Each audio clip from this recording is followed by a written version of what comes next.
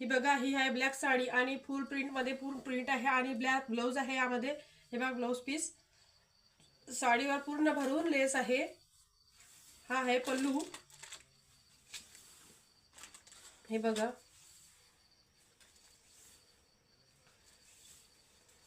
छान फॅब्रिक आहे. पल्लू खूप छान आहे आणि तुम्ही हा डेली वेअरसाठी खूप छान यूज करू शकता.